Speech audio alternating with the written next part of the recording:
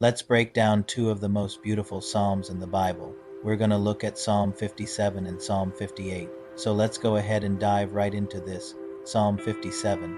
And once again, there is some really interesting background information here that we need to understand in order to get the meaning of the psalm.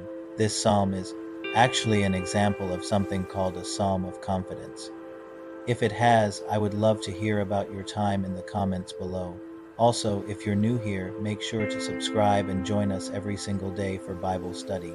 God bless you. In other words, it's a psalm that David wrote when he was confident in God's help, confident in God's deliverance, confident in God's justice. And so in this psalm, David is basically saying, God, you are my defender, you are my protector, you are my deliverer, and I know that you're going to take care of me. I know that you're going to defend me. I know that you're going to protect me. I know that you're going to deliver me from all of my enemies. And so that's the confidence that David has in God. And that's why he writes this psalm, not in a time of desperation, but in a time of confidence, in a time of knowing that God is going to take care of him. And so this is the type of psalm that we need to pray more often. Not that we doubt God's mercy, not that we doubt God's grace, not that we doubt God's ability to save us, but that we trust in God's promises, we trust in God's word, we trust in God's character, we trust in God's righteousness, and we know that God is going to fight our battles for us. We just have to trust in Him and believe in Him, and that's what this psalm is all about. It's a reminder for us that God is our defender, God is our protector, God is our deliverer, and we can trust in Him no matter what we're going through.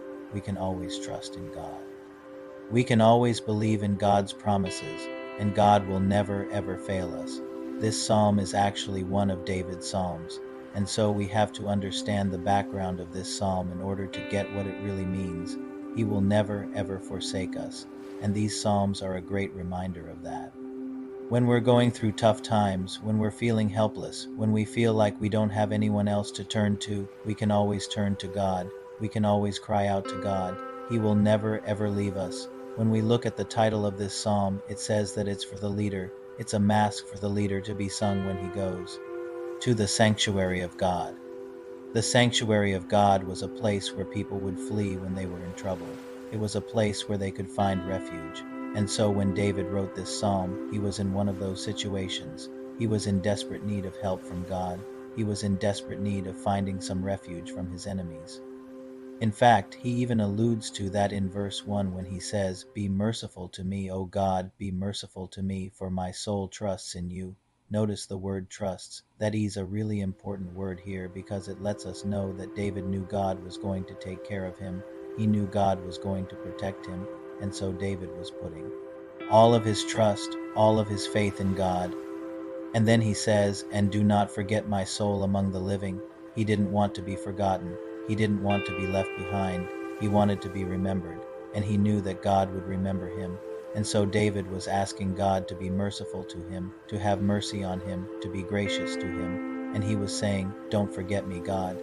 Don't leave me behind, God. You are my refuge and my protector."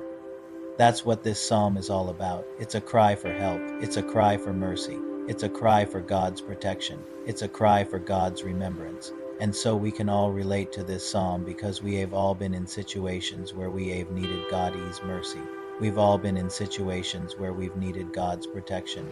We've all been in situations where we've needed God's remembrance. And so when you think about the times that you've needed God's mercy, His protection, His remembrance, His presence, this is the perfect psalm to pray. Now let's look at Psalm 58. This psalm, like I said, is also one of David's psalms.